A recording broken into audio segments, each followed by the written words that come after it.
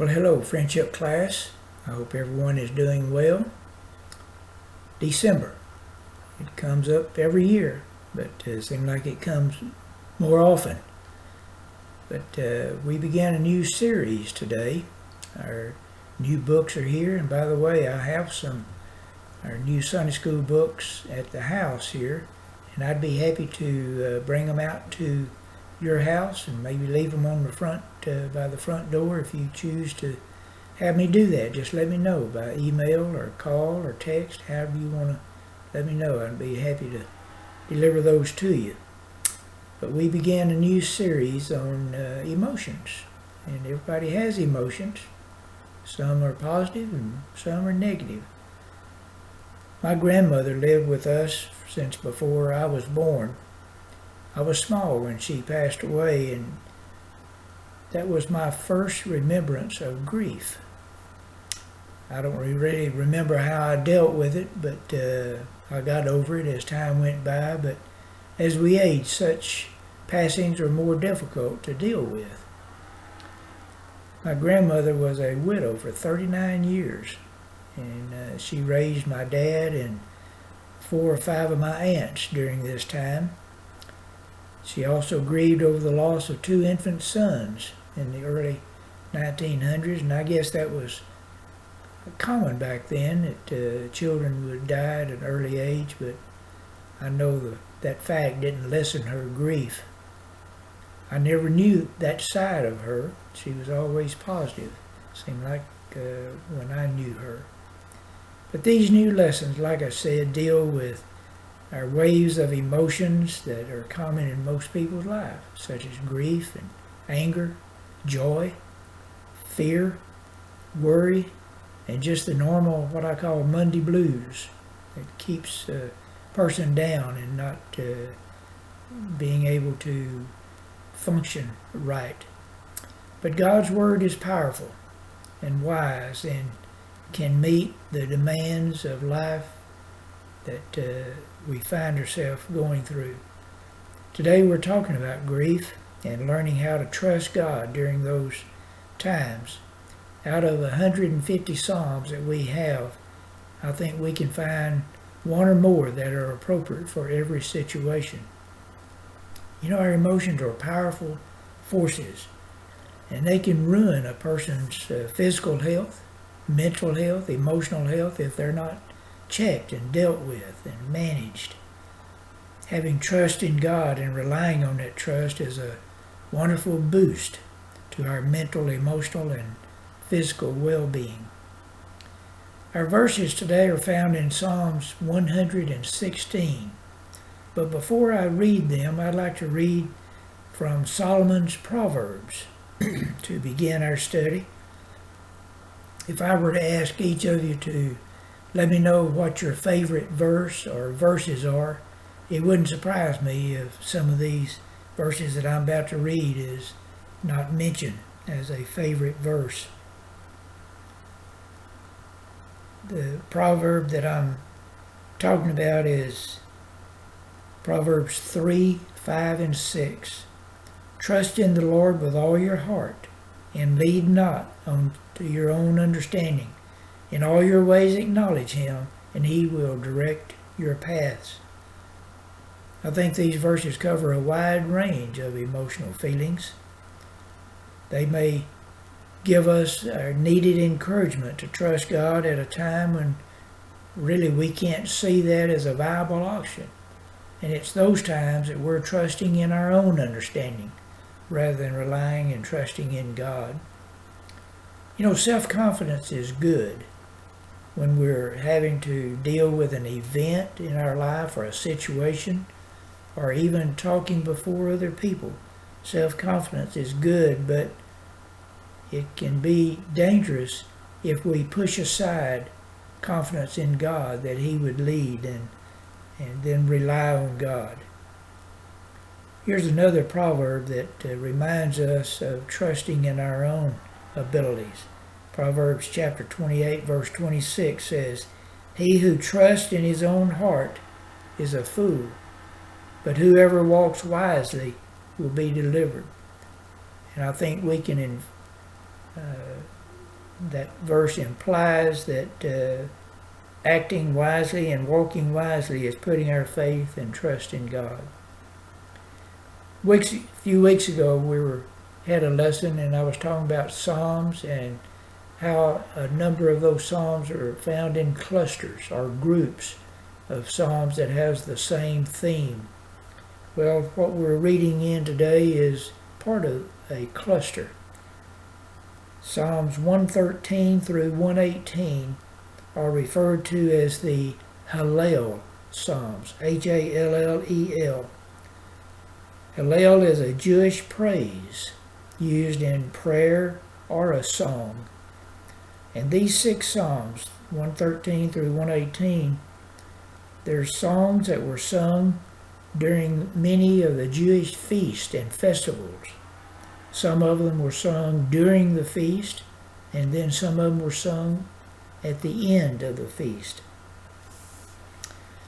Let's take our mind and thoughts back to the upper room. And you know what I'm talking about, the night that the disciples and Jesus met together for the last time before they walked to the Garden of Gethsemane and eventually Jesus was arrested.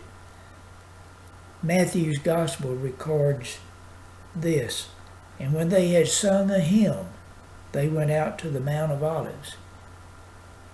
Jewish tradition has it that Psalms 114 through 118 were the songs that they sang at the end of their time in the upper room. And as I read from Psalms 116, imagine in your mind Jesus and the disciples walking to the Mount of Olives, to the Garden of Gethsemane, maybe led by a torch because it was night, and they were singing. Can you imagine hearing Jesus sing these psalms? And I'm reading from Psalms 116, verses 1 through 4. "I love the Lord," he said, "because he has heard my voice and my supplications, because he has inclined his ear to me. Therefore I will call upon him as long as I live. The pains of death surrounded me, and the pangs of Sheol laid hold of me. I found trouble and sorrow. Then I called upon the name of the Lord. O Lord, I implore you, deliver my soul." Look how the song begins. I love the Lord. 4 little words with tremendous meaning. Are these words easy for us today? Sure, we tell our spouse, our family, close friends how we love them. But how often do we tell God and Jesus that we love them? Do we take it for granted they know that we love them? And do our actions and behavior reveal our love to them? I think we need to think on that a little bit. Do you remember what Jesus did when he arrived at the garden? He left the disciples to keep watch, and he went apart to a secluded place, and there he began to pray to God his Father. And through that prayer he said, "Lord, deliver me from this," he called it the cup. But then he ended, but not my will, but thine," giving himself over to God, and he knew what he was facing. And then verse 3, I'd like to reread that from the New International Version of the Bible. It says, "The cords of death entangled me. The anguish of the grave came over me. I was overcome by distress and sorrow." To me, this mirrors how Jesus felt and what he was thinking as he was walking to the garden. You know, perhaps you've been there, but I've been told by some that they didn't really fully trust God until they were threatened by a life-threatening situation, either a disease, maybe a heart attack, maybe an accident. You know, I believe such a life-threatening event can reveal some shortcomings in our belief system and our belief values. Perhaps it takes an instance such as that to get us back on track in trusting God. Maybe it'd be better to get back on track before those events occur in our life. And why do we call on God when faced with a situation we can't handle? Perhaps the next verses answers that question. Psalms 116, verse 5. Gracious is the Lord and righteous. Yes, our God is merciful. The Lord preserves the simple. I was brought low and he saved me. Return to your rest, O my soul, for the Lord has dealt bountifully with you. For you have delivered my soul from death, my eyes from tears, and my feet from falling. I will walk before the Lord in the land of the living. The writer was confident. That's what we can get from these verses, is a confidence. Confidence not on themselves, but on God. Really, it sounds like a Thanksgiving hymn or a Thanksgiving song, giving thanks to God for being gracious and merciful and compassionate and lifting us up when we're down. And then verse 7, it talks about getting rest when we're exhausted physically and mentally. You know, going back to the early part of this year through today, the pandemic has affected a lot of people in different ways. And I dare say that we retirees probably have been affected less than most other people. But you know, there's times, I guess, through stress, through worry about catching the virus, especially the elections that seem to be ongoing, the situations that we have. There's been times when I've been exhausted at night, not from a physical labor, but just from dealing with things that you see on TV or you read in a newspaper or by telephone. You hear ones that we know that are sick with COVID-19, exhausted and tiring. We need that rest to face another day. And we get exhausted physically and spiritually.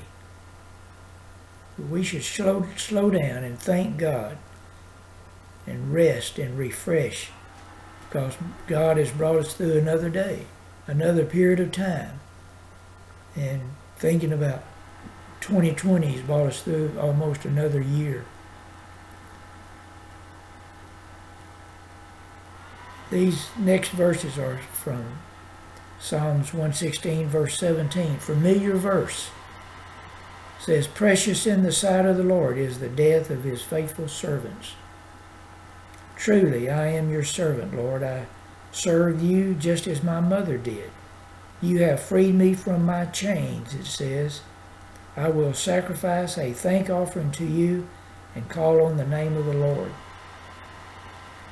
This verse has been read at a lot of funerals that I've attended with the hope that it may give comfort to a grieving widow or a widower or a mother or father or son or daughter. But it takes quite a leap of faith in God, to accept that it's God's will when we're hurting so. At those times, I think it may help really to place ourselves in God's shoes when he saw his son Jesus on the cross. He knows what we're going through, and he knows how to comfort. Trust in him, I think, is the point of this lesson, is placing our trust in God. You know, grief will bind up a person as though chains were wrapped around us. But it's God's love, grace, and compassion that will loosen those chains. We feel like we can offer thanks to God and continue to call on his name. I'm sure you've heard the song, Amazing Grace, My Chains Are Gone. It begins with the age-old hymn of Amazing Grace. This hymn was written in 1779 by John Newton But this new version was written by worship leader Chris Tomlin in about 2005, 2006. He was contacted and was asked to do something with the original hymn, Amazing Grace, for a movie that was being filmed by the same name. And in thinking of what he might come up with, he thought about John Newton. You see, John Newton was a slave trader. But there came a point in his life that he was convicted, and he gave that occupation up. And thinking about him and that occupation and what he had done, he wrote God's amazing grace, how he had saved him in the midst of the sinful acts that he was doing. Chris began his song by those same verses. Amazing grace, how sweet the sound that saved a wretch like me. I was lost, but now I'm found. Was blind, but now I see. But the chorus that Chris Tomlin wrote goes like this. My chains are gone. I've been set free. My God, my Savior has ransomed me. Like a flood, His mercy reigns. Unending love, amazing grace. Well, how do we close a lesson like this? All of us have gone through some grief, and people handle grief in different ways. I think this lesson should remind us that there is a way through the dark times that involves God's presence. Perhaps King David felt the same thing when he wrote this out of Psalms 40. I waited patiently for the Lord, and He inclined to me and heard my cry. He also brought me up out of a horrible pit, out of a miry clay, and set my feet on a rock, and established my steps. He put a new song in my mouth, praise to our God. Many will see it and fear, and will trust in the Lord.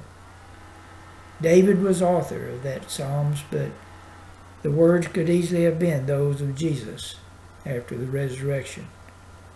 For he says, He brought me out of a horrible pit, out of the miry clay, set my feet on a rock, and established my steps. He has put a new song in my mouth, praise to our God. Many will see it and fear, and that means respect and reverence, and will trust in the Lord. This lesson has been about handling grief, but it reminds us that God is worthy to be trusted. And it also, I think, reminds us that we can lean on Him during those dark times in our life when we feel inadequate to handle life's disappointments. Good day. Enjoy the week. We'll talk to you later.